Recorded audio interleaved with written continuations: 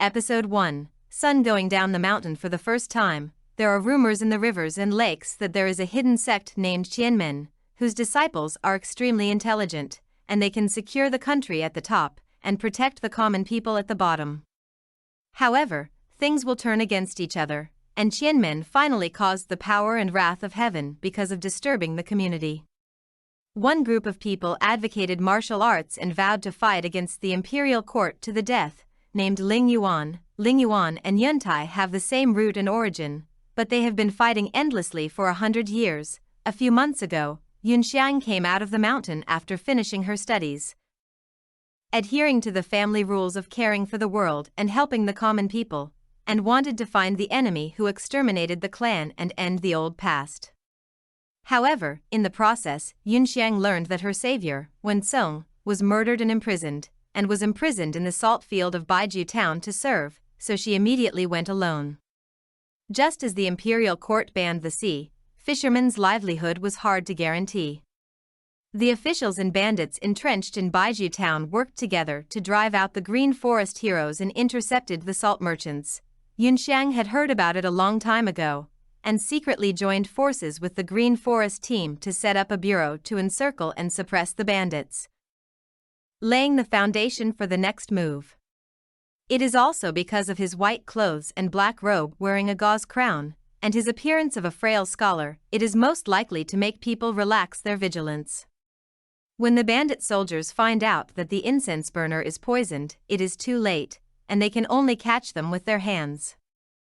After the incident was successfully concluded, Yun Xiang found out from the bandit leader that Yan Luo Wang, the mastermind behind the scenes, used the officialdom for personal gain, and planted and killed the Green Forest hero in the name of suppressing bandits.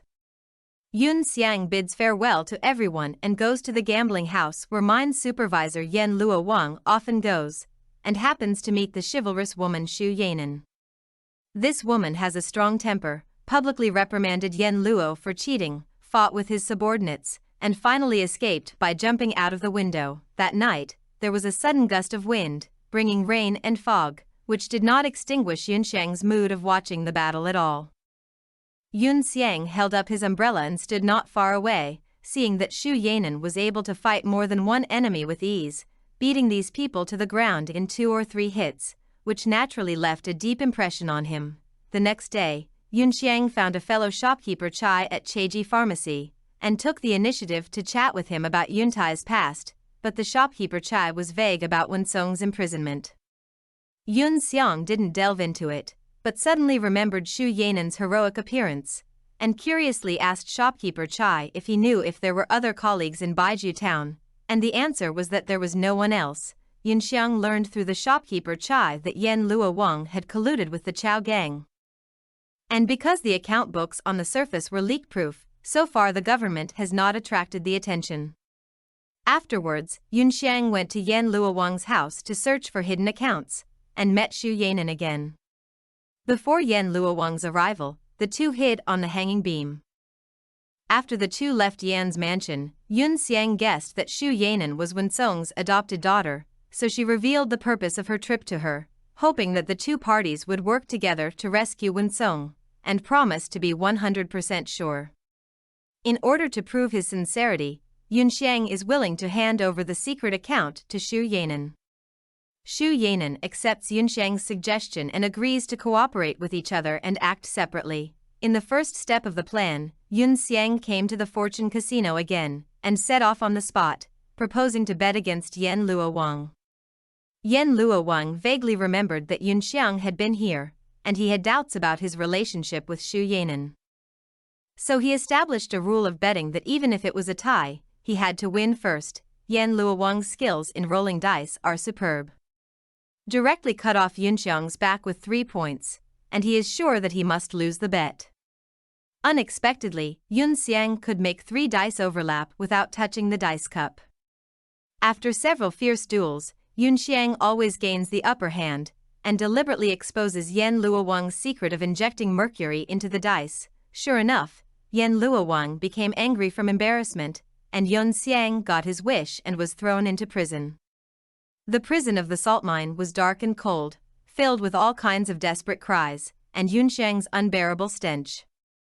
Yan Luowang stood in front of Yunxiang with a condescending attitude, and vowed to make him suffer so much that he would never be able to rise to the top.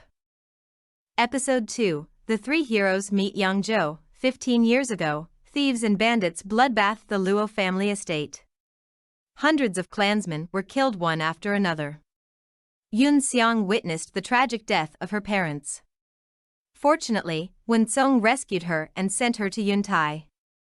The young Yunxiang vowed to take revenge, and reached an agreement with Wen Song that he would find out the truth when he came out of the mountain, and since then concealed his identity as Luo Wenjia and devoted himself to studying for 15 years. Right now, the prison is dark, which is beneficial for Yunxiang to figure out the clues, re-look at the prisoners around him, and finally lock on an old man with a broken leg and smelly.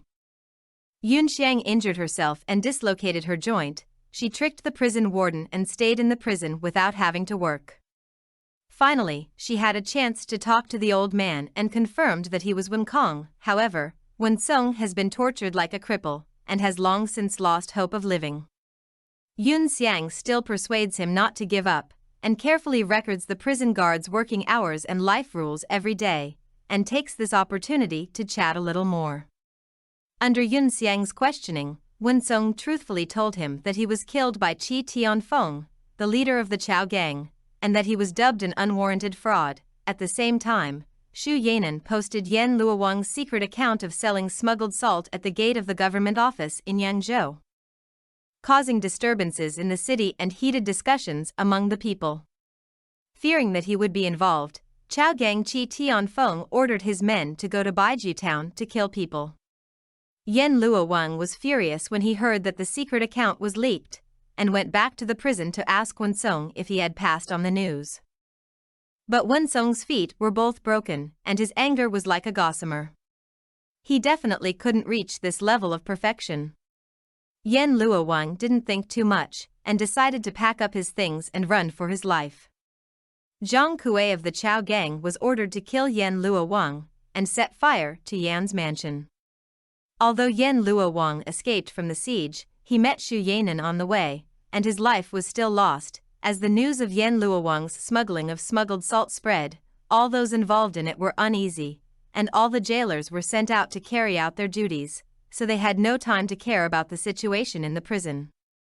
Seeing the right time, Yunxiang set fire to divert attention, and took advantage of the chaos to rescue Wen Song, but was surrounded by Zhang Kuei and chased him down. Before his death, Wen Song told the truth about the Luo Jiazwang tragedy.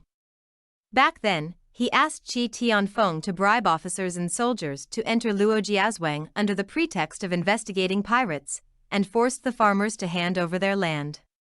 When Wen Song heard the news and rushed over, he only came in time to save Yun Xiang. In addition, Wen Song did not reveal the real culprit behind the scenes, but persuaded Yun Xiang to give up revenge, because the more he knew, the more desperate he would be. Xu Yanan repelled the pursuers in time, and Wen Song's adopted daughter was entrusted to Yun Xiang to take care of her. Because Qi Tianfeng was also the father killer who ruined the Xu family's entire property, Xu Yanan vowed in front of Wen Song's grave that he would be caught in his lifetime, and agreed to join forces with Yun Xiang. Although Yun Xiang is not yet capable of martial arts, he is good at resourcefulness, and it is better to cooperate with each other than to fight alone. Afterwards, the two went to Yangzhou together, which is a place where the Chao gang is prosperous. There is also a well-known swordsman nearby, Jin Biao, also known as Jin Shiliang. The bottom line is not to kill women, children, and to look at good people who are pleasing to the eye. Knowing that Qi Tianfeng would definitely not let her go, Yun Xiang hired Jin Biao, who was the first swordsman in the world, in advance to ensure that the trip was safe and sound. After accepting Yun Xiang's money, Jin Biao will naturally keep his promise, resolutely reject Zhang Kuei's offer of a lot of money, and go straight to the agreed place to meet him. Yun Xiang did not disappoint Jin Biao, and handed him a gold ingot as a reward. The prosperity of Yangzhou is second only to Nandu, and the two cities are located in the north and south of the river, and they want to look at each other. They are both hubs where caravans frequently come and go, including the century-old royal merchant Su's family in Nandu. However, Su Mingyu, the young master of the Su family, has no deep experience in the world and values friendship. Some people are well aware of Su Mingyu's shortcomings and try to flatter him. Headache, Yunxiang saw it clearly from the side and planned to talk to Qian Rong, pointing out the loopholes in Su Mingyu's business, thinking that doing business must be honest, and breaking the rules will definitely make many honest farmers feel disappointed, so they smashed their own signs. This remark made Su Mingyu feel unhappy, but Qian Rong felt that Yun Xiang had a lot of business acumen, so he was willing to take him to the southern capital together. Episode 3, A Mystery on a Dangerous Journey. Since the post road ahead was destroyed and impassable, the caravan took a break in the nearby forest for the time being. That night Jin Biao slept soundly against the tree, which made Yun Xiang feel a little more at ease, which meant that the other party was still confident in dealing with these crises. Xu Yanan saw that Yun Xiang had kung fu, otherwise how could he easily dodge the crossbow arrows, and wondered why he paid a lot of money to hire Jin Biao to escort him.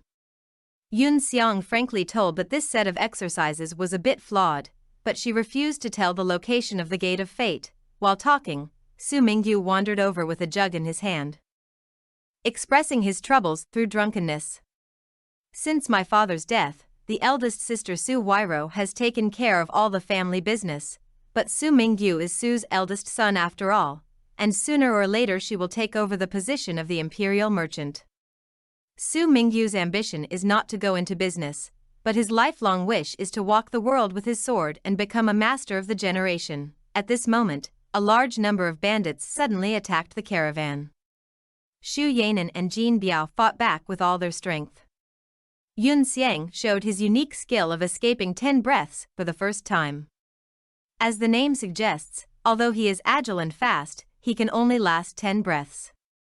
The housekeeper Qian Rong saw that these people were not path cutters, but more likely to come to hunt down Yunxiang, so Yunxiang pointed the finger at the conflict between the Su family and the Chao gang with clever words, making Qian Rong dubious.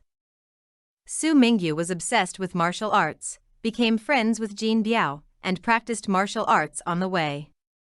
Originally, Su Mingyu thought that Jin Biao's saber mage was inherited from the Wu family in the northern capital, but the Wu family's saber art, the Hanging Rock 12 styles, is airtight, not as fast as lightning to win quickly. On the other hand, Xu Yanan's moves seem to be ghostly and tricky, but in fact they focus on defense rather than attack. Su Mingyu instantly thought of the Xu family's star-drawing knife in the southern capital. As soon as this remark came out, both Xu Yanan and Jin Biao were secretly surprised. They didn't expect that this young man who couldn't resist his shoulders and hands couldn't lift his hands, still had some ink in his stomach. Su Mingyu hit it off with the two at first sight, and said that after arriving in Nandu, he would do his best as a landlord, but he ignored Yunxiang who was standing behind him. Zhang Kuei's defeat caused numerous deaths and injuries to his brothers.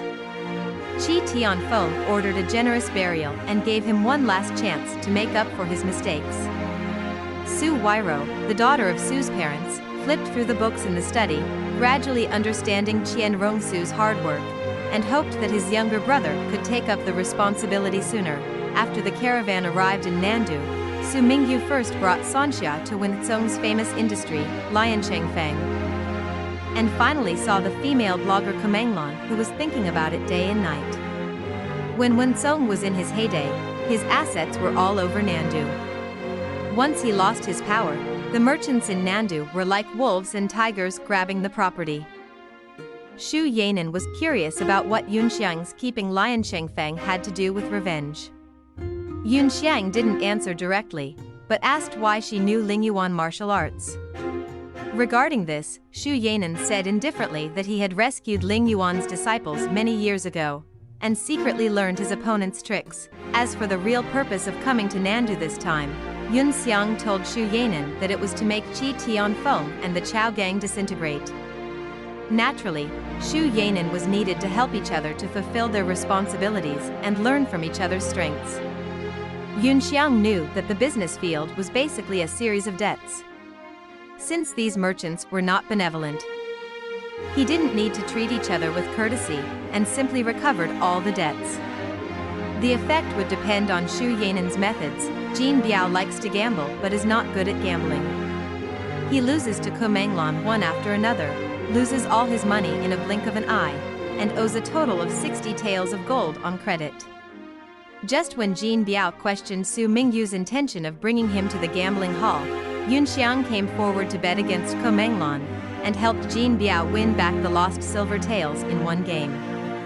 Afterwards, in order to repay Yun Xiang, Jin Biao was willing to kill people at half the price, and Yun Xiang asked Jin Biao to stay by his side as a bodyguard and pay him every day. Seeing that Lian Shengfeng was about to be auctioned, Ku Menglan felt very uncomfortable and worried that the change of owner of the gambling hall would cause the sisters to lose their shelter.